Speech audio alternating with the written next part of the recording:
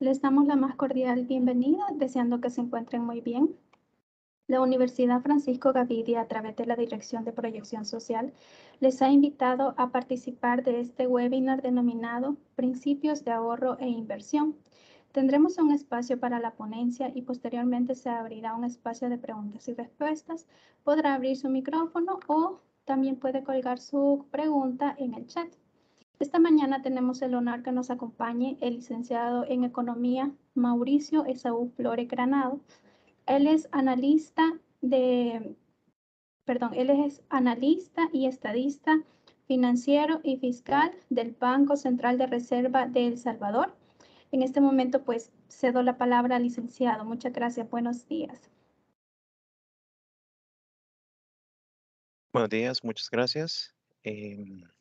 ¿Se me escucha bien? Sí, ¿verdad? Sí, licenciado. ¿Me ven? Lastimosamente me ven, ¿verdad? También. Bueno, entonces, en honor al tiempo, voy a presentar en este momento.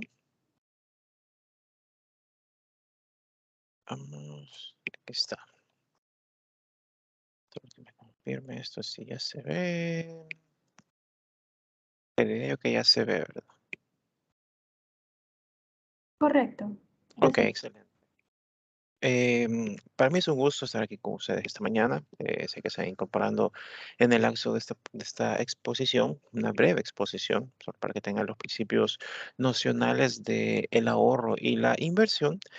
Em, y también destacar que esto forma parte del programa de educación financiera que dispone el Banco Central, no que lidera el Banco Central de Reservas, junto con otras instituciones del sector público financiero, las cuales tocan temas de ahorro, de inversión, de presupuesto, de seguros, y a las cuales pueden tener acceso entrando a nuestra página web y pueden encontrar mayor contenido y contenido más detallado y por supuesto más especializado en otros temas que pueden ser de su interés, tales como el del seguro, la elaboración de presupuestos, y de hecho tenemos un simulador de preparación de presupuestos para que puedan darle una chequeada.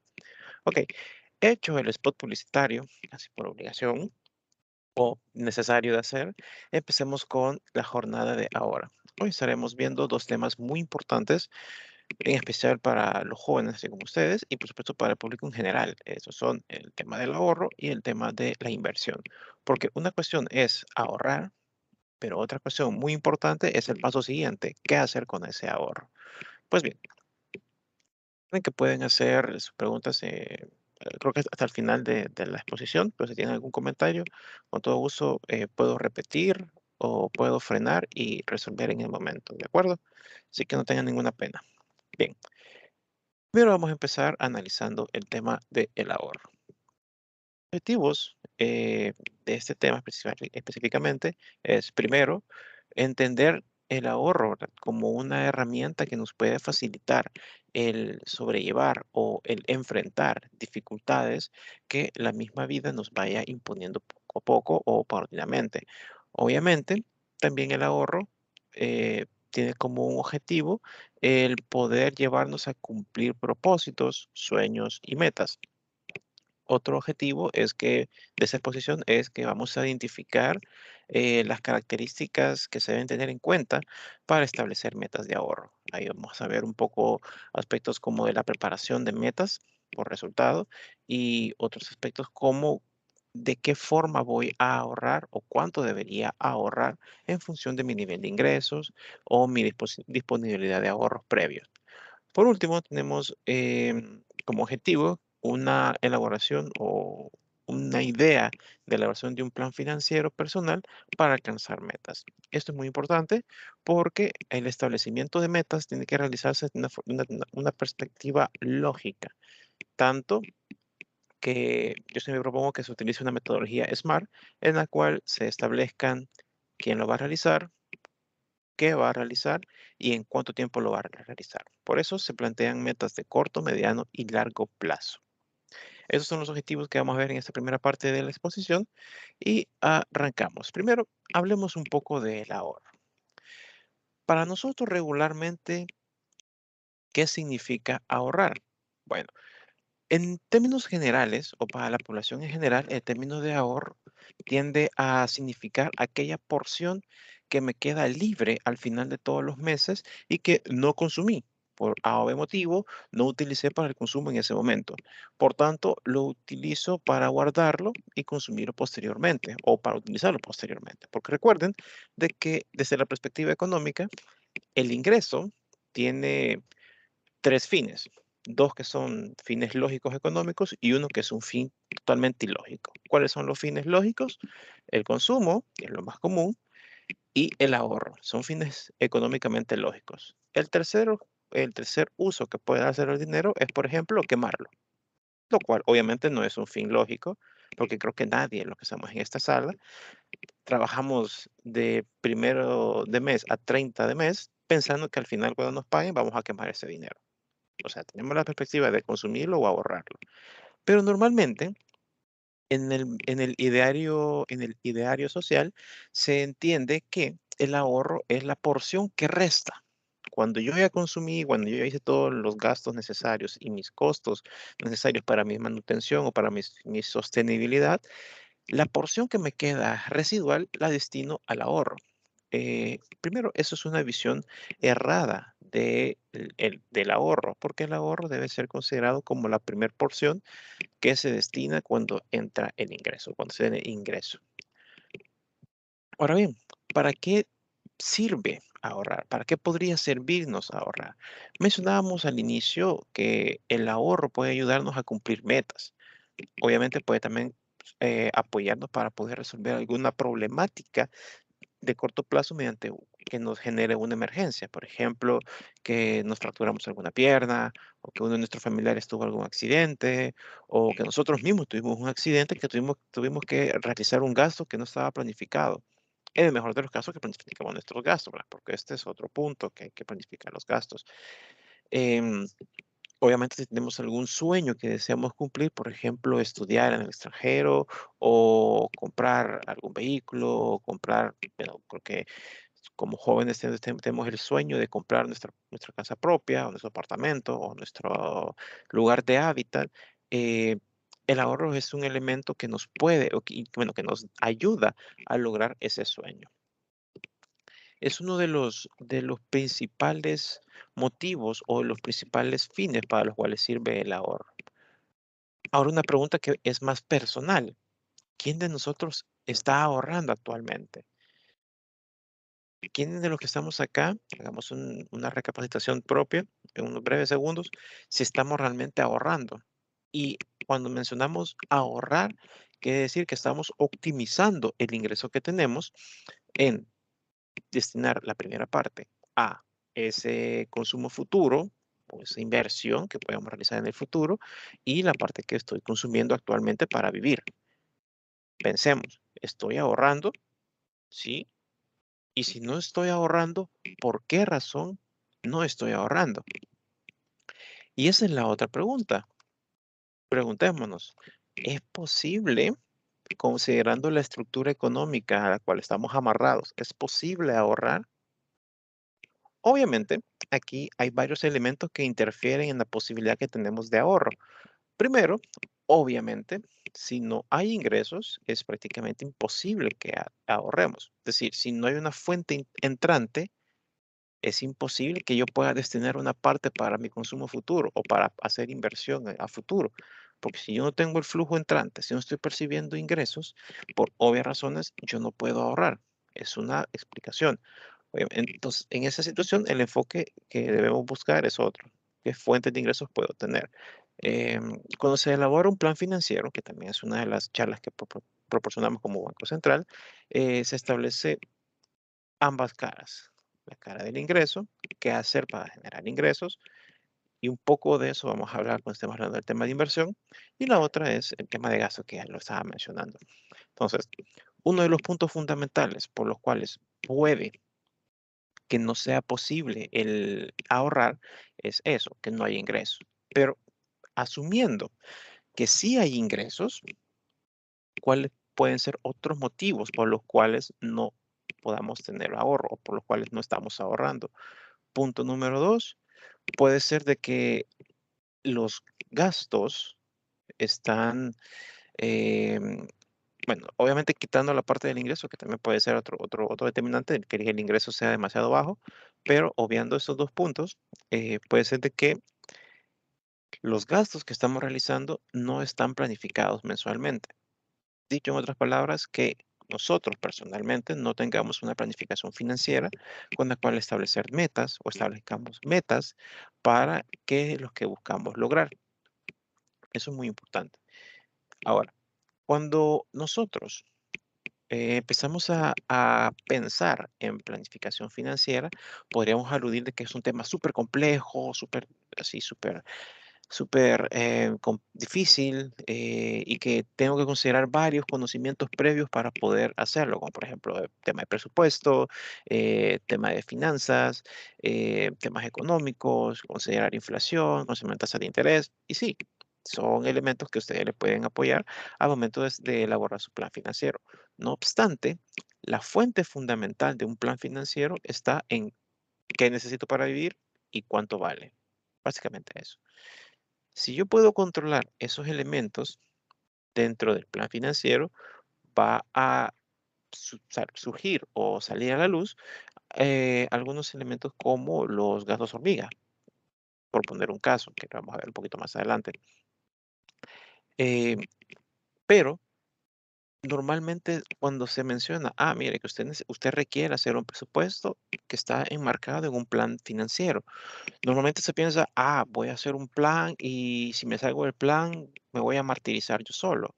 Ningún plan financiero que nosotros preparemos debe ser martirizante. Es el punto fundamental. La lógica de la planificación financiera personal o de la educación financiera personal no va encaminada a martirizarnos o al autoflagelarnos reduciendo el gasto en nosotros mismos. Es muy importante que eso quede muy claro. Cuando decimos, usted debe realizar un plan financiero para establecer sus metas, no estamos diciendo usted no gaste, no consuma. Si usted quiere comerse un pan dulce con un café por la tarde, hágalo, pero planifíquelo. Planifique qué otros gastos puede reorganizar o reestructurar para poder hacer ese gusto. No estamos diciendo que no gaste, sino que planifique bien los gastos que va a realizar. A eso se menciona con el plan financiero.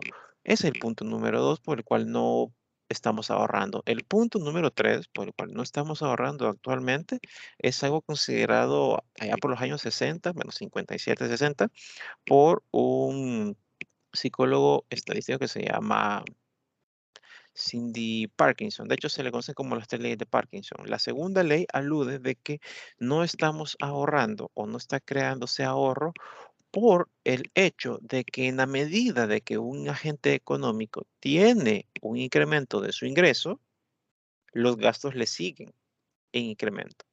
Desde la perspectiva microeconómica, eso se conoce como el cambio de la cesta de bienes preferentes. Pongamos un ejemplo práctico. Anteriormente yo consumo, o actualmente yo consumo jamón, ¿ok? Jamón normal, convencional, jamón familiar, no, por no mencionar marca, jamón familiar. Al tener yo un incremento de mi ingreso, yo sigo queriendo consumir jamón, pero pienso, quizás el jamón familiar ya no sea el de la calidad que yo ya puedo comprar, sino que puedo comprar un jamón diferente, un jamón premium, por poner un nombre o un ejemplo. Entonces, incremento el gasto comprando el mismo producto. A eso alude la ley de Parkinson, la segunda ley de Parkinson. Mi ingreso sube. La lógica me diría, si mi ingreso sube y si mantengo constante mi estilo de vida, o sea, mis niveles de gasto, puedo tener un mayor ingreso, un mayor ahorro. No obstante, mi gasto también sigue a ese incremento de mi ingreso hasta tal punto que lo logra cubrir. O sea, el nuevo gasto llega al nivel de mi nuevo ingreso. Por tanto, quedo en la misma situación sin poder ahorrar. Es uno de los motivos también por los cuales posiblemente no estemos ahorrando. Pueden haber otros, por supuesto. Como mencioné, la estructura económica misma del país puede que esté orillando a varios agentes económicos a que no ahorren. Pero en términos concretos, ¿qué es el ahorro? Bueno, el ahorro podemos definirlo como aquella parte del ingreso que no va a ser destinada actualmente al gasto. Tal como les decía, el ingreso de una persona o de un agente económico puede distribuirse o puede destinarse a 3 fines: consumo, ahorro y quemarlo, botarlo, enterrarlo. Este último fin, tengo que mencionarlo porque es un fin al cual se puede destinar, no obstante, no es un fin económicamente lógico. Así que mejor no le hagan caso. Los 2 fines es consumo y ahorro, nada más. Pero, ¿qué más es? Obviamente, el ahorro es aquella reserva que nos queda al final para, bueno, no al final, o sea, es la reserva que creamos para suplir necesidades, obligaciones o emergencias futuras, que pueden ser en el muy corto plazo, en el corto plazo o en el largo plazo. Obviamente, si hablamos de largo plazo, estamos hablando de metas que estamos estableciendo desde ya y queremos lograr cuando estemos, ¿qué? De 50 años, 60 años, o qué sé yo, menos. Y de muy corto plazo, quizás lo que yo quiero para el próximo mes, por ejemplo, o lo que quiero para la próxima semana, muy, muy corto plazo. Pero en esencia, eso es el ahorro. La porción que actualmente tengo, la porción del ingreso que actualmente tengo, que no destino para el consumo presente. Esa parte que se va acumulando, o ese ahorro que se va acumulando, tiene 2 fines. En el futuro, puedo utilizarlo para inversión o para consumo. Al final, la distinción es para qué lo voy a destinar. Si lo destino para consumo futuro, puede ser que, por ejemplo, estoy ahorrando en el mediano plazo para un vehículo, porque ya estoy aburrido de andar en el bus, por ejemplo, y ya estoy formalizando mi familia y quiero darle seguridad y darle una mejor calidad utilizando un vehículo para el transporte.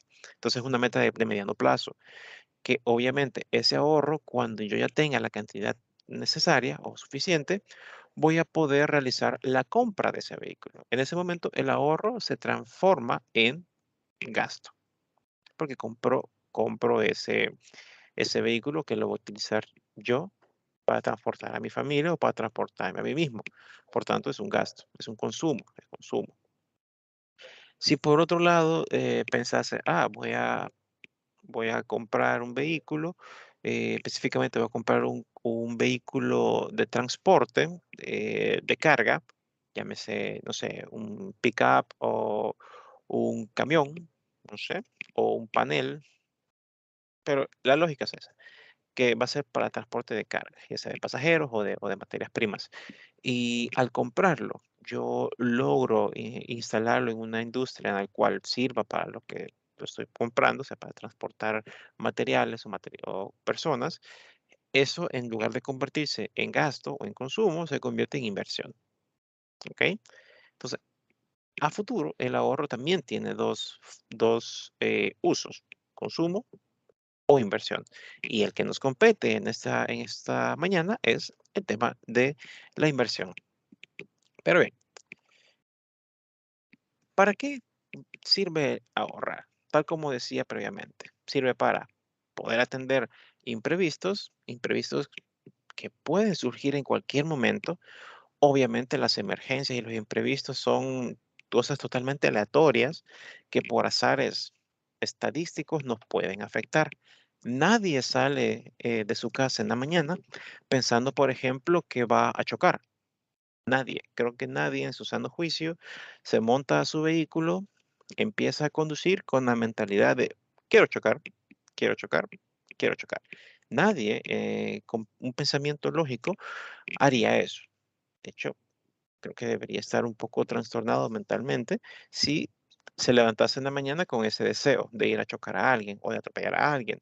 Son cosas que suceden, son imprevistos, son totalmente emergencias, pero que al, al manifestarse implican que debemos solucionar ese inconveniente. Si choco y si soy yo el que golpea, debo de pagar. Obviamente, aquí también entra el tema que les mencionaba, que pueden investigar un poco más en nuestra página, en el Banco Central, el tema de los seguros. Los seguros son aquellos elementos que pueden ayudarnos o pueden apoyarnos cuando suceden este tipo de imprevistos, como por ejemplo que choco o me chocan a mí o que golpeo a una persona mientras voy manejando o que me quedo varado con mi vehículo, cualquier tipo de emergencia para la cual esté cubierto. Obviamente, eh, como paréntesis, el tema de seguros implica también un pago de primas que a priori no se recuperan, porque mientras yo no esté dentro de un evento que me obligue a utilizar el seguro, yo no tengo beneficio de ese seguro, pero estoy cubierto. Y recuerden que la lógica del seguro es mejor tenerlo y no utilizarlo a que necesitarlo y no tenerlo, recuerden. Pero bien, otro punto, bueno, como lo hemos estado hablando, permite alcanzar metas, metas que pueden ser banales, bueno, no banales, que pueden ser simples como el tener un vehículo o un viaje, eh, o más de largo plazo, como tener una casa o finalizar los estudios. Son metas que puedo lograrlas a través del uso o implementando estrategias de ahorro, ¿ok? Asimismo, el ahorro puede ayudarnos a tener una mejor calidad de vida. Eso es muy importante. Calidad de vida, recuerden que es aquella condición en la cual yo estoy pleno y puedo realizar las actividades de forma plena. Dicho en otras palabras, si con la porción que destino para ahorro, perdón, con la parte que no destino para ahorro, puedo suplir todas mis necesidades y estar satisfecho con ellas, tengo calidad de vida. Por tanto, el ahorro, si se ejecuta bien o si se planifica bien, puede ser un elemento para establecer una mejor calidad de vida, porque organizo de mejor forma mis gastos, por tanto, organizo de mejor forma mis consumos. Y también recuerden de que una gran proporción de los gastos mensuales que tiene una persona, por lo general, son las facturas, factura de energía eléctrica, factura de agua, factura de servicios de internet, servicios móviles. Ese tipo de facturas son elementos que tienen un gran peso en los gastos mensuales de una persona. Obviamente, quitando el hecho de la alimentación. Porque recuerden, desde una perspectiva de necesidades, según Maslow, la que está en la base, o sea, lo que debo resolver inmediatamente es mi alimentación. Eso es lo crucial. Pero bien, y a futuro, obviamente, puede mejorar mi calidad de vida, porque así como puedo disponer de activos financieros a futuro, mediante cuentas de depósito, mediante la compra de acciones, que son ya instrumentos de inversión, podemos tener otros elementos que pueden mejorar nuestra vida. Por ejemplo, si mi deseo de ahorro actual es poder comprar, no sé, una lavadora, por poner un ejemplo, esa lavadora puede mejorar la calidad de vida de la familia porque puede reducir los tiempos y el esfuerzo requerido para lavar la ropa. Es una mejora sustancial en la calidad de vida. Y así sucesivamente, una mejor cocina, una mejor refrigeradora, porque estos nos ayudan en el largo plazo a tener eficiencia en el uso de los recursos. Por último, obviamente, el ahorro, tal como lo vamos a ver más adelante, puede ayudarnos para tener los recursos necesarios para invertir. Y al invertir, recuerden, se multiplica el dinero. Es la famosa frase, ya no trabajes por dinero, sino que deja que tu dinero trabaje por ti. Básicamente es eso, crear ese fondo inicial o ese monto de recursos iniciales con los cuales invertir y obtener ganancias a futuro. ¿Cuáles son uno de los pasos o cuáles son los pasos eh, primordiales o más generales que tienen que dar o realizar para poder definir eh, mis metas de ahorro o mi ahorro? Bueno, primero hay que definir el plazo. ¿Cuál es el plazo en el cual quiero lograrlo? Si es en el corto plazo, que puede ser máximo hasta un año, es decir, el corto plazo va desde ahorita hasta máximo un año. Las metas que yo deseo lograr en ese tiempo, las de mediano plazo, son aquellas metas que yo busco lograr, por ejemplo, entre un año y 5, por poner periodos estándar, y las que son de largo plazo son las que sobrepasan los 5 años. Obviamente, cuando yo ya establecí el plazo de mi meta, voy con el paso número 1, que es el fijar una meta clara. Es decir, esto es realizando o resolviendo las siguientes preguntas, contestando, perdón, las siguientes preguntas. ¿Qué es lo que quiero? Quiero, por ejemplo, una motocicleta, ¿ok? ¿Cuánto dinero debo ahorrar? ¿Cuánto vale una motocicleta en el mercado? $2,000, 2,500, por poner un ejemplo, o por poner una cifra. Y por último, ¿en cuánto tiempo deberé ahorrar para lograrlo? ¿Cuánto tiempo tengo que pasar ahorrando para poder ahorrarlo? Dicho en otras palabras, ese es el plazo en el cual yo lo pretendo lograr. Yo establezco de que lo quiero lograr en un año, meta de corto plazo, por ejemplo. Entonces, cuando yo ya establecí o cuando yo ya respondí a esas 3 preguntas, yo ya puedo priorizar las metas de ahorro. Y dicho en otras palabras, yo ya puedo decir, ok, quizás la moto no sea tan prioritaria, quizás otras cosas sean más prioritarias, como por ejemplo cambiar mi cama, por poner un ejemplo. Cambiar mi cama puede ser más prioritario porque mejoraría mi calidad de vida, porque dormiría mejor. Por tanto, puedo poner en primer lugar el comprar una cama y en segundo lugar el comprar una moto.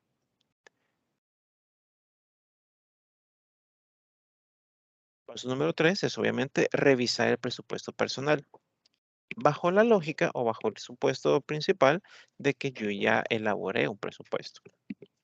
Si a este punto todavía no he elaborado un presupuesto, el paso previo a este es elaborarlo. ¿Y cómo elaboro un presupuesto? Bueno, primero es necesario saber en qué estoy gastando. Por tanto, una práctica muy, muy útil es llevar un registro de todos los gastos que se realizan durante un periodo de tiempo. Por ejemplo, 2 meses, 2, 3 meses, todos los gastos que yo haga los anoto en una libreta. Es mejor hacerlo en una libreta, en papel, en físico, porque tiene un efecto psicológico el estarlo escribiendo, que posteriormente eso les ayuda a ya no realizar nuevamente un gasto, por ejemplo, un gasto en algo que no era necesario, como un gasto en una comida que no era necesaria o algo por el estilo. Tiene un efecto psicológico el anotarlo en papel, en físico. Obviamente hay otras opciones. Por ejemplo, hay aplicaciones móviles que permiten llevar un registro personal de todos los gastos que se van realizando. Por lo tanto, también es útil o es funcional llevarlo en el teléfono. No obstante, ahí se pierde un poco el efecto psicológico del tener que anotarlo y el tener que pensar en que estoy gastando en esto. Dicho en otras palabras, por ejemplo, si gastase $25 en comprar un juguete a mis 30 y tantos años de edad, cuando lo esté anotando en mi libreta de gastos, yo me voy a recapacitar. ¿Realmente era necesario hacer este gasto? Probablemente no. Y si aún no he pagado, puede ser de que en ese momento que lo esté anotando, recapacite y no lo haga. Pues bien, cuando yo ya tengo registro de mis gastos, ya puedo empezar a definir cuáles son los gastos que son pertinentes y cuáles no son pertinentes. Los pertinentes obviamente son aquellos que son necesarios para mi vida. Alimento, alimento, habitación, transporte, facturas, todos esos que son necesarios para mi vida. Y aquellos que no son necesarios para mi vida. Por ejemplo, ir al cine, eh, comprar un juguete, cualquier gasto que no sea necesario para, o sea, que puedo no hacerlo y mi vida seguiría igual. Cuando yo ya tengo establecido eso, puedo elaborar un presupuesto y decir, ok, me ingresan N cantidad de dólares y yo requiero para pagar mis facturas, para mis alimentos y para mi transporte, M cantidad de dólares. Cuando yo ya definí ese presupuesto, puedo, obviamente, ir a revisar mi capacidad de ahorro. O sea, hasta cuánto puedo permitirme ahorrar. Si yo establezco que con mis gastos actuales o con mi estilo de vida actual, recuerden que el estilo de vida representa aquella cantidad de gastos que yo tengo que realizo actualmente.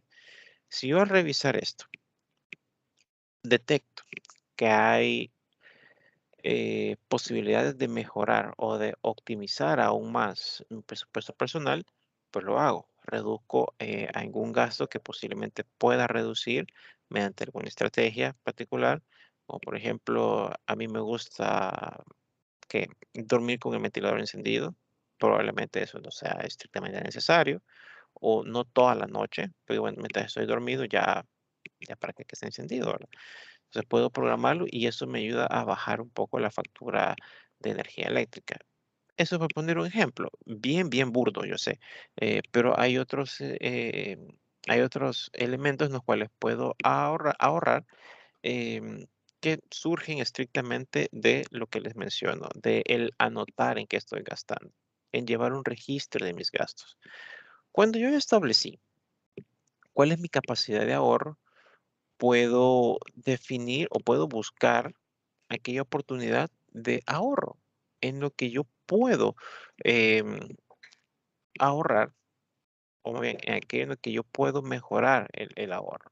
Si yo ya vi, puedo mejorar quizás en vez de comprar em, leche de marca, no sé, marca premium, puedo comprar una leche de una marca más económica, obviamente que mantenga un poco la calidad, o bien cambiar a otras opciones que sean un poco más económicas, porque lo que yo quiero es lograr mi meta. Entonces, ¿qué ajustes tengo que hacer en mi vida o en mi estilo de vida para lograrlo? Obviamente, siempre el punto acá es no martirizarse. Si a mí me gusta tomar leche, pues sigo tomando leche. Solo que busco opciones para poder seguir tomando leche y poder ahorrar.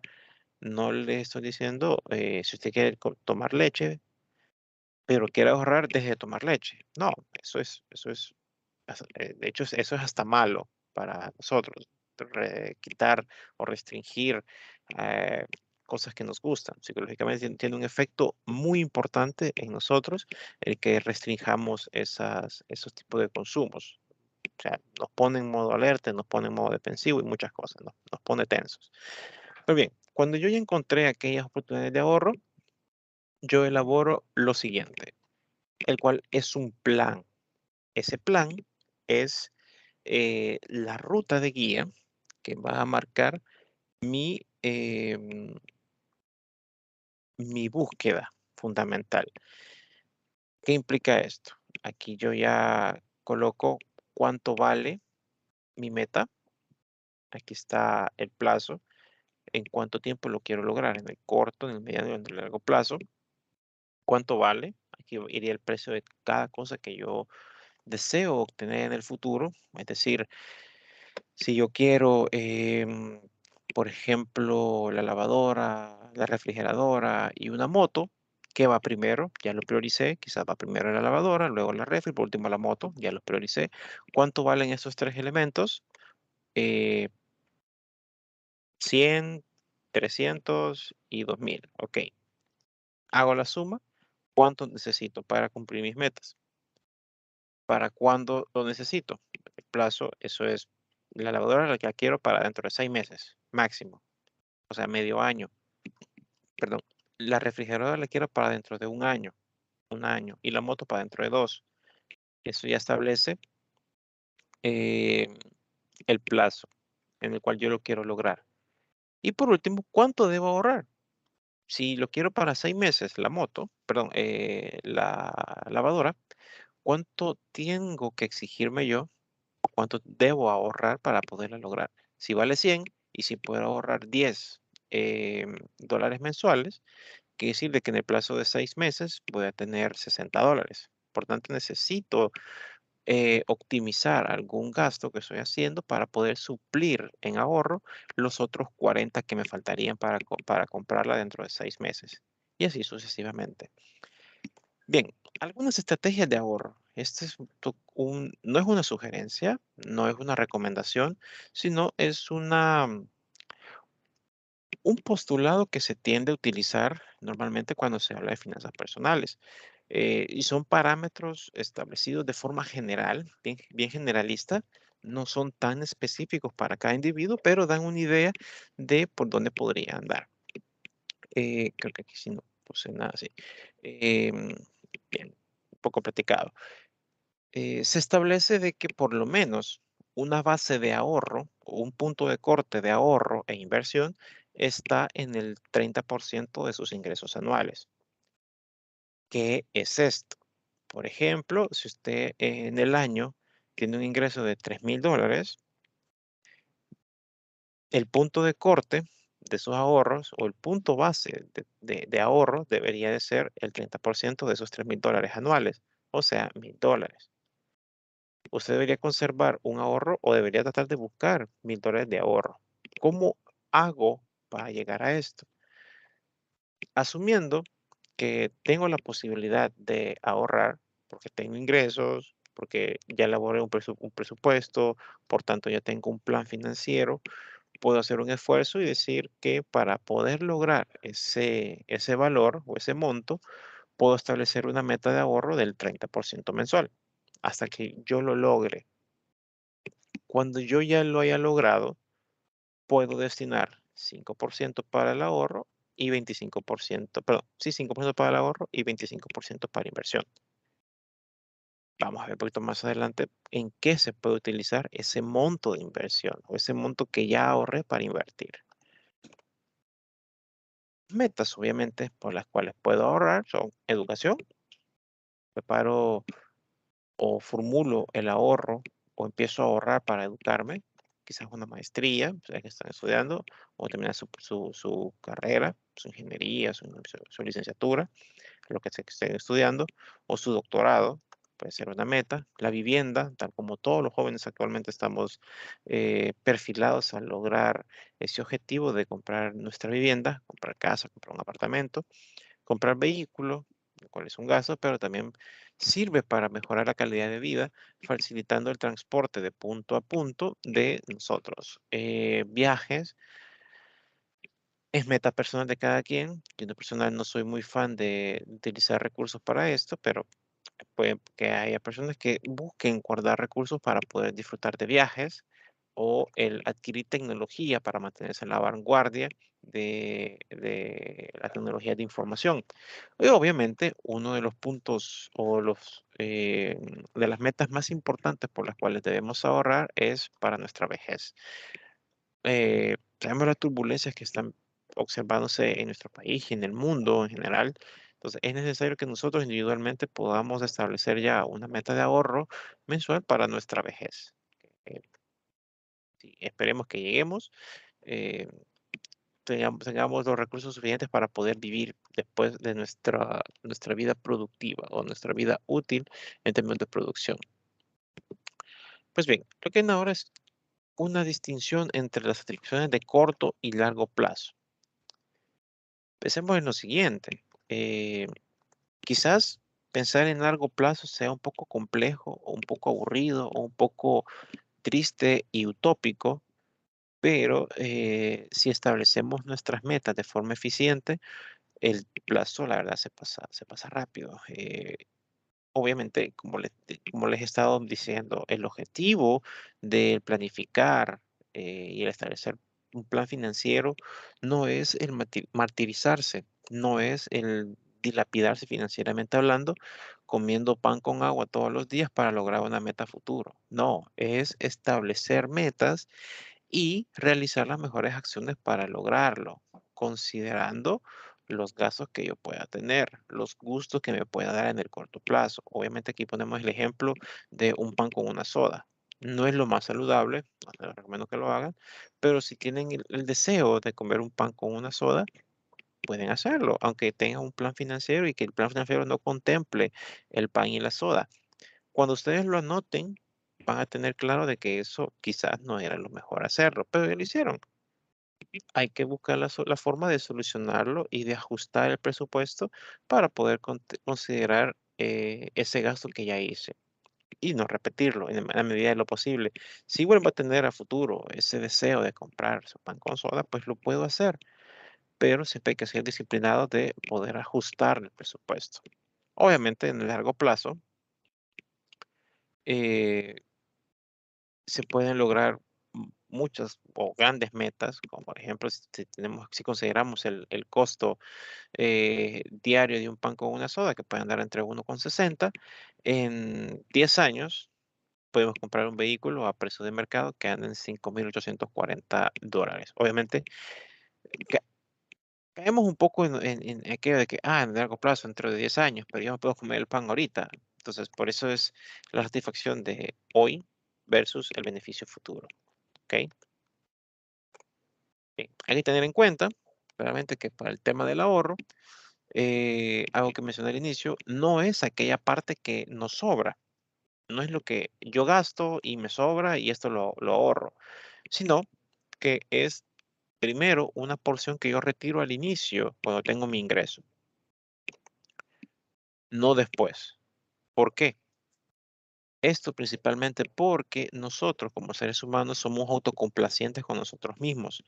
Si no retiramos esa porción al inicio del periodo, ¿sí? Cuando recibimos el ingreso, jamás lo vamos a retirar al final.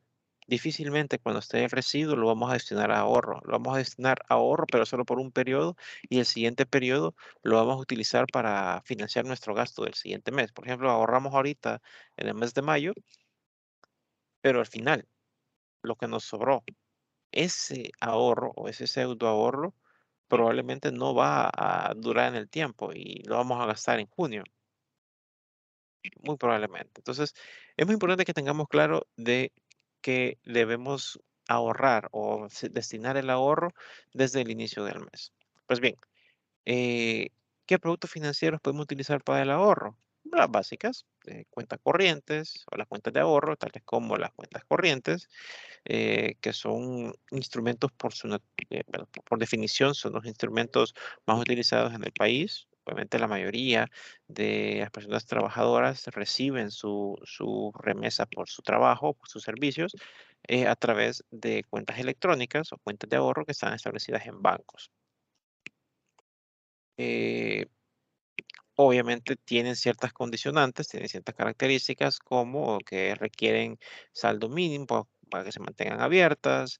eh, Hay beneficios como el disponer de una tarjeta de débito con las cuales hacer pagos más eficientes sin suplir el riesgo de estar llevando efectivo. Otros beneficios como ganancias de interés. Obviamente el interés que paga una tarjeta de débito es sumamente bajo, por no decir cercano a cero o ser cero.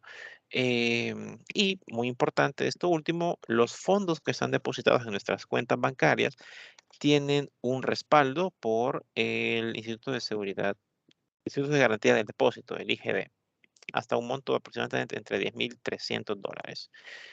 Em, ¿Qué recomendaciones se puede dar en este tema de las cuentas bancarias, de las cuentas de ahorro? Bueno, primero investigar los beneficios que ofrece cada una de las instituciones financieras y verificar que la institución financiera esté respaldada o tenga el respaldo de la IGD. ¿Ok? Obviamente pueden existir aquellos momentos o aquellas situaciones en las cuales nosotros no seamos los que decidamos en qué institución financiera abrir nuestra cuenta. Puede ser que empecemos a trabajar y que la misma empresa a la cual vamos a laborar nos eh, sugiera ya la institución financiera donde abrir nuestra cuenta. Pero prácticamente no difiere mucho entre institución e institución los beneficios que pueda estar ofreciendo. Bien, veamos por último el tema de la inversión. La inversión, básicamente, permítame un segundo. Básicamente es la disposición o enajenación de recursos, o sea, yo me desprendo de mis recursos por un instrumento sobre el cual yo tengo la expectativa o la esperanza a futuro de que va a generar ingresos positivos o a tener rendimientos positivos que van a estar por encima del valor al cual lo compré. Si lo compro a 100, espero que en el futuro valga más de 100. Obviamente, puedo también esperar que por lo menos ese instrumento que estoy comprando conserve su valor, porque también ese es otro elemento. Así como puedo esperar de que el precio o el valor de ese instrumento suba, también puedo esperar de que por lo menos se mantenga igual. Lo que yo no espero o no deseo que pase es que el precio caiga. El precio del instrumento que yo compré, yo no quiero que caiga, porque si no, si cae, pierdo dinero. ¿Ok? Algunos mitos y verdades sobre el tema de la inversión. Por ejemplo, un mito es que se requieren grandes cantidades de recursos o grandes cantidades de dinero para poder invertir. Esto es un mito porque en nuestra modernidad no es necesario tener un gran capital. Un gran capital me refiero a millones o a cientos de miles o a miles. No es requerido que yo tenga tanto efectivo. Hay instrumentos financieros em, tales como fondos de inversión, que su monto mínimo de apertura ronda entre 250, incluso hay otros montos que inician en $50. Entonces no requiero una cantidad excesivamente alta para iniciar a invertir. Otro mito es que el invertir es solo un tema para la gente rica. Es un mito generalizado que ha sido implantado en nuestra psiqui, principalmente por los medios de comunicación, los films, las películas, en las cuales vemos al magnate y habla de sus inversiones. Entonces nosotros tenemos en nuestra mente de que solo la gente rica tiene la posibilidad de invertir. Y la verdad es que sí, generalmente los grupos sociales con mayores posibilidades, vamos a ponerle la gente rica, eh, tiene una mayor facilidad para invertir, no solo por el hecho de que tiene mayor conocimiento de esos temas, porque tiene mayor entendimiento o tiene mayor deseo por conocer esos temas, sino porque también tiene un poco más, tiene más de recursos, mucho más recursos, vamos a ponerlo así. Obviamente, nosotros que no somos ricos, podemos invertir. Por tanto, no es verdad, es un mito que solo sea para gente rica. Invertir solo para gente rica, eso es un mito. Cualquiera puede iniciar inversiones. Eh, Otro mito, el invertir es altamente riesgoso. Siempre se pierde. Cuando vos invertís en la bolsa de valores, siempre vas a perder. Es un mito. Obviamente, toda decisión económica está amarrada a un tema de riesgo, porque el riesgo es inherente a la decisión económica. O sea, al ser humano es inherente al ser humano. Toda decisión que toma el ser humano está vinculada al riesgo. Una decisión tan normal que hemos generalizado tanto o que tenemos tan generalizada es, por ejemplo, tomar un baño, ir a bañarnos. Es un riesgo. O sea, usted se desliza, se golpea y se mata. Es un riesgo. Entonces, es una decisión. Lo que pasa es que ya no recapacitamos tanto en ese riesgo porque es habitual. Nos bañamos todos los días o más de 2 veces o más de una vez en el día. Entonces, está tan generalizado que ya no recapacitamos en ese riesgo. Pero el punto es que toda decisión del ser humano conlleva un riesgo. Y las decisiones económicas, por definición misma de estar hechas por un agente vivo, que en este caso es el ser humano, un agente racional, también está amarrada a un factor de riesgo. No obstante, las inversiones tienen la posibilidad de reducirse ese riesgo mediante estrategias, ya sea de inversión en varios instrumentos que estén no correlacionados entre sí, o bien mediante la inversión o compra de participaciones en un instrumento específico como un fondo de inversión. Y por último, un mito, la cantidad o la oferta de productos a los cuales puedo tener acceso es limitada. Esto es un mito porque en nuestro país los instrumentos de inversión, ya sea bursátiles y no bursátiles, no son pocos, son varios. Obviamente, a los cuales con poco conocimiento puedo tener acceso, sí son pocos. Básicamente, los fondos de inversión y las cuentas de depósitos son quizás los instrumentos más utilizados por su facilidad de entendimiento. ¿Qué puedo lograr yo con la inversión? Bueno, primero, crear un fondo personal de retiro, el cual es un aspecto de muy largo plazo. Tengo 30 y tantos años, me faltan todavía 30 y tantos para poder llegar a mi jubilación. entonces empiezo a invertir desde ya para ese fondo de retiro cuando yo ya me jubile. Eso es muy largo plazo. Otra meta, otro aspecto que puedo lograr con la inversión es crear o aumentar el flujo de ingresos pasivos. Un ingreso pasivo es aquel que no está vinculado a mi actividad económica principal y que aunque yo no desarrolle nada, pueda seguir teniendo ese ingreso. Por ejemplo, la ganancia de un interés o de un rendimiento es un ingreso pasivo. Yo no tengo que trabajar para poder lograrlo, porque yo ya trabajé en el pasado para tener ese fondo, ¿ok? Y una meta de mediano plazo es reducir el tiempo para adquirir un activo no financiero, por ejemplo, una casa, un vehículo. No es lo mismo el solo ahorrar, ir guardando una porción de dinero mes a mes, que ahorrar una porción e empezar a invertir. Hay un efecto multiplicador en eso, o más bien un efecto de interés compuesto en eso. Y por último, ¿qué puedo lograr con la inversión? Bueno, proteger los ingresos activos ante perturbaciones inflacionarias o perturbaciones tributarias. Si creo, si he fabricado o he generado ingresos pasivos, estos ingresos pasivos pueden ayudarme a proteger mi ingreso activo. Es decir, tengo una cantidad de ingresos que está flotando por la cual yo no trabajo, pero tengo otra que es mi fuente principal por la que sí trabajo de lunes a domingo, de lunes a sábado, que puede verse arriesgada o puede estar bajo riesgo de inflación o de elevación de las tasas de impuestos. El ingreso pasivo puede ayudarme a respaldar ese ingreso primario. Bien, ¿qué productos financieros hay para la inversión? Puede encontrarse principalmente dos tipos, los tipos tradicionales y los tipos no tradicionales.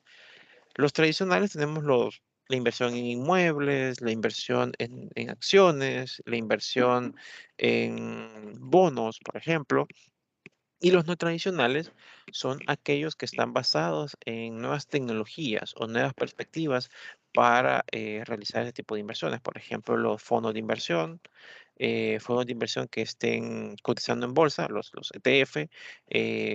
Ahora con este mundo de la tecnología, tenemos las monedas virtuales o las criptomonedas. Dentro de este mundo tenemos los liquidity pool, acciones como staking y hodling. Bien, vamos a ver un poco estos tipos. La primera es la inversión inmobiliaria. Obviamente tiene la ventaja de estar cimentado en algo físico. O sea, yo puedo comprar un inmueble, en el caso que, bueno, vamos a ver la desventaja. Puedo comprar un inmueble y ese inmueble en sí mismo tiene valor de transferencia. Eh, Salvo obviamente que haya un caso extremo y que la propiedad pierda todo su valor, como por ejemplo un terremoto y destruya la construcción. La desventaja principal de esto es que su precio es alto, su precio de adquisición es alto. Y en especial en El Salvador, que los precios están incrementándose, los precios es alto, el precio es alto.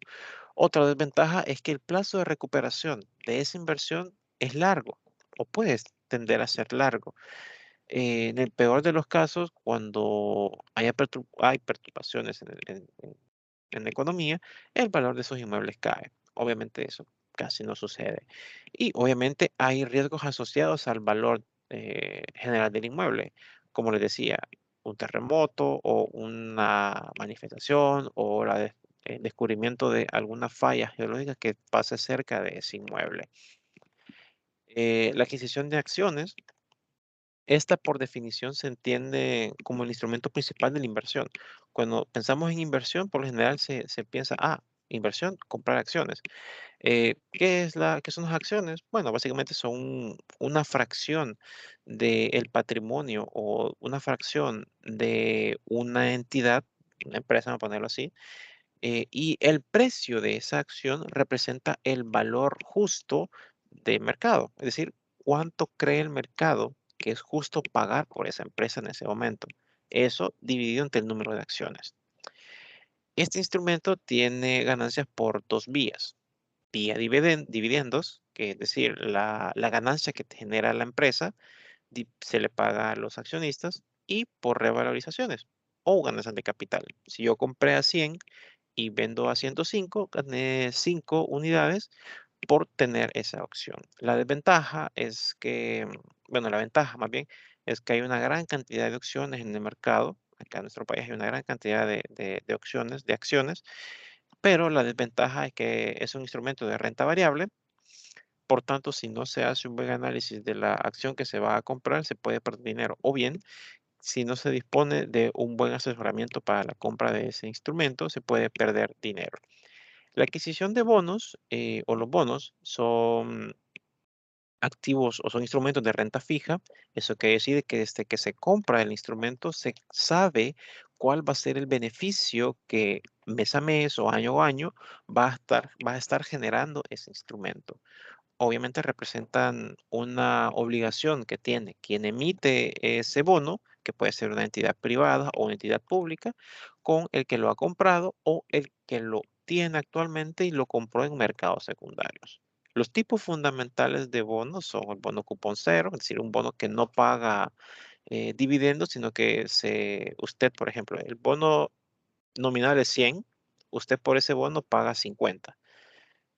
Cuando vence el plazo de ese bono, le devuelven 100, no 50. Y ese es el rendimiento. El segundo tipo es los que tienen cupón, pero pagan todo el principal al final de todo el periodo de vida de ese bono. El tercer tipo son los bonos amortizables, que están pagando periódicamente tanto el rendimiento como el capital de ese bono. Y por último, hay un tipo bien peculiar que se llaman bonos perpetuos, que se utilizan en casos bien extremos. eh, el último caso que se utilizó, si no mal me equivoco, fue para principios de la Segunda Guerra Mundial por parte de Inglaterra, que son bonos perpetuos. Dicho en otras palabras, es un bono que no tiene duración y toda la existencia del gobierno de Inglaterra va a estar pagando ese rendimiento de ese bono. Desde la perspectiva de los instrumentos no tradicionales, tenemos fondos de inversión, que básicamente un fondo de inversión es la aglomeración de una cantidad de personas que tienen un mismo fin, lograr el diversificar el riesgo, reducir el riesgo particular de cada instrumento y quedarse nada más con el riesgo sistémico, el riesgo que está vinculado al sistema económico mismo, el cual sí, lastimosamente, por definición, no se puede diversificar, no se puede reducir y no se puede transferir, porque está dentro del sistema.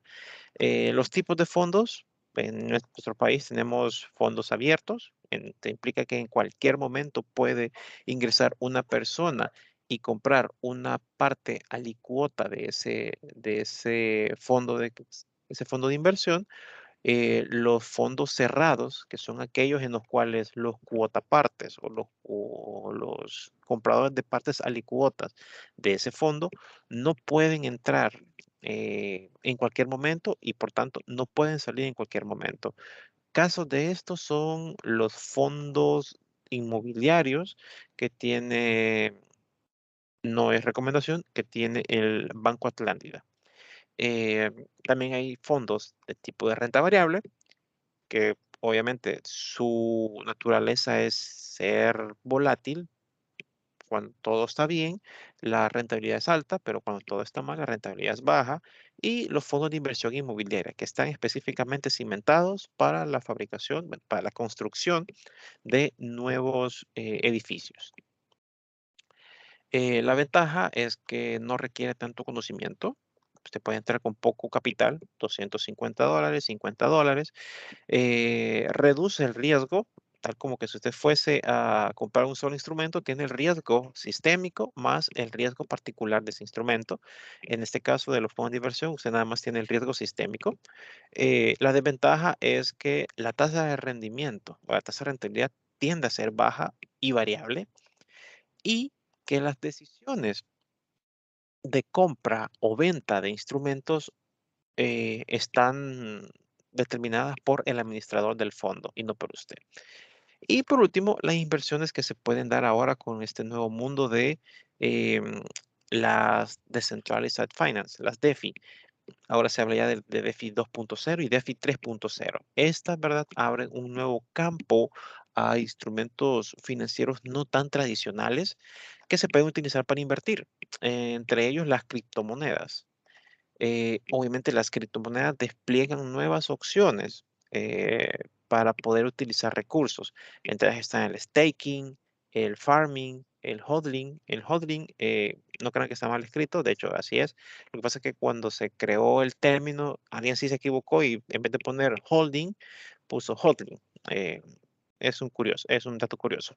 Pero en esencia, ¿qué son estas tres cosas? El staking en esencia es mantener una cantidad específica o determinada de fondos dentro de una wallet con las cual, al estar vinculada a una blockchain, yo respaldo las operaciones punto a punto o entre pares o entre nodos que tenga esa blockchain.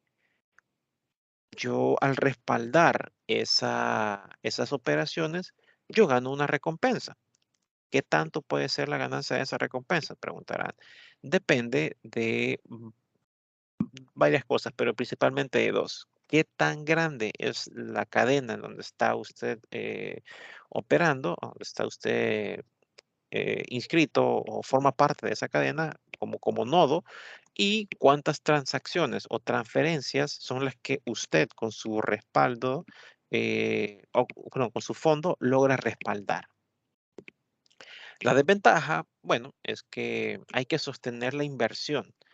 Sostener implica el mantener esa cantidad de dólares en esa criptomoneda, respaldando esas transferencias durante de esa blockchain. Eso implica que usted va a estar totalmente expuesto a las perturbaciones de mercado que tenga esa criptomoneda o ese token. El yield farming eh, básicamente es que usted tiene una cantidad de dinero que lo transforma a criptomonedas y lo puede utilizar o prestar, entre comillas, a programas o proyectos de protocolos DeFi. O sea, dicho en otras palabras, son proyectos que salen a nivel mundial en los cuales, si usted quiere participar, puede financiar parte de esa actividad que al final resulta en la creación de nuevas criptomonedas o nuevos tokens. Y usted, por haber apoyado ese proyecto con su financiamiento, recibe un beneficio. Recibe un beneficio que lastimosamente la desventaja es que ese beneficio se lo proporcionan en la nueva criptomoneda creada o en el nuevo token creado. Y la dificultad resulta en que si usted quiere, por ejemplo, si tiene $100 en una cripto que fue utilizada dentro de un protocolo DeFi y le pagan 100 criptos en recompensa, la dificultad puede ser de que no necesariamente esas 100 nuevas criptos se conviertan en $100 nuevos, sino que debido a que posiblemente nadie quiera esas nuevas criptomonedas o la dificultad de que en el corto tiempo en el cual tiene de vida esa cripto, sea difícil deshacerse de ella. Y en vez de lograr 100, pueda lograr 10 o 20. En el peor de los casos, un centavo. Esa es la dificultad. Por eso la recomendación en el tema de farming es utilizar proyectos o protocolos DeFi que estén amarrados a una criptomoneda ya fuerte establecida, Ethereum, Shiba Inu y otras. Recuerden que eso no es ninguna recomendación de inversión, ¿de acuerdo? Y por último, el hodling, que obviamente es una mala escritura de holding, que básicamente es sostener criptomonedas y transar en ellas en función de la variabilidad que tenga dentro del mercado de criptos. Yo compro ¿qué? Ethereum a 2000, lo sostengo y espero que el precio suba, me deshago de ellas cuando ellas valgan 2500 o más, no sé. Por último, hay un tipo de inversión bien peculiar que se llama los liquidity pool, que o quizás con ese término, los liquidity pool, usted invierte por pares, invierte dólares e invierte otra criptomoneda. La lógica de esto es que usted va a crear un, un fondo de financiamiento para un descentralizado, un exchange descentralizado. Un exchange es un mercado de intercambios de criptomonedas. Usted al respaldar la liquidez de una u otra cripto, por ejemplo, Bitcoin y Ethereum, eh, Shiba Inu con Tether o cualquier criptomoneda o token que se le pueda, perdón, que se le pueda ocurrir, eh, por respaldar la liquidez de esas criptos, usted recibe un beneficio o una compensación a esa actividad. Bien, por último, recuerden de que vivir una vida entera endeudado es la forma más pobre de vivir. Hay que conseguir la libertad financiera y sobre este punto recuerden que la libertad financiera no es un aspecto estático, evoluciona con el tiempo. Así que esto es muy importante que tengamos en claro de que la libertad financiera, si la logro en ese momento, no necesariamente va a ser así toda la vida. ¿Ok? Bueno, si no hay alguna pregunta, llegaría hasta por acá. Muchas gracias. Muchas gracias, licenciado. Vamos a dejar esos minutitos, ¿verdad? Un pequeño espacio para preguntas. Puede abrir su micrófono o colgarle en el chat. Sin duda, cada persona pues tiene diferentes metas y objetivos, ¿verdad? Que cumplir. Según lo aprendido, algunas de estas metas o objetivos pueden representar un gasto, ¿verdad? Y otras quizás una inversión. En un caso hipotético, licenciado, que una persona tuviera 4 metas en la vida. Por ejemplo, comprar un carro, una lavadora, un viaje a Sudamérica, invertir en su educación como una maestría. ¿Qué le recomendaría usted o en qué orden le recomendaría usted cumplirlos y por qué? Ok.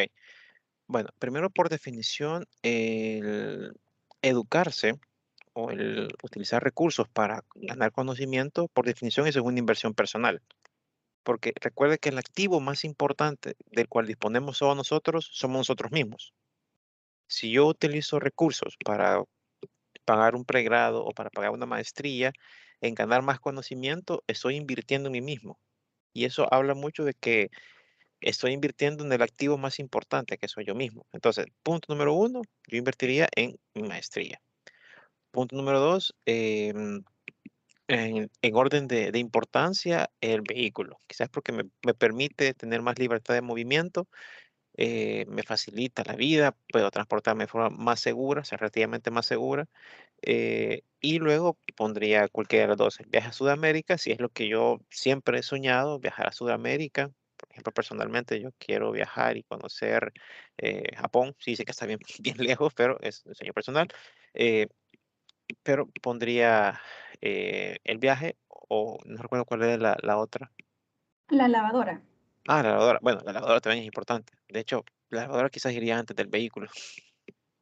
Y por último, quizás el viaje. Ya cuando he suplido todas las necesidades que me sirven a mí para mejorar mi servicio, o sea, para mejorar el producto que yo ofrezco, que es mi trabajo, ya puedo utilizar los recursos para otros fines, como viajar, conocer el mundo o disfrutar con mi familia, todo ello. Muchísimas gracias, licenciado. Bueno, si no tenemos otra consulta, otra duda, vamos a llegar hasta acá. Agradecemos esta valiosa información que nos ha brindado y esperamos, ¿verdad?, que no sea la última vez que pueda compartir con nosotros. Claro, con Muchísimas gusto. gracias. Buenas Muchas tardes gracias. y buenos días a todos.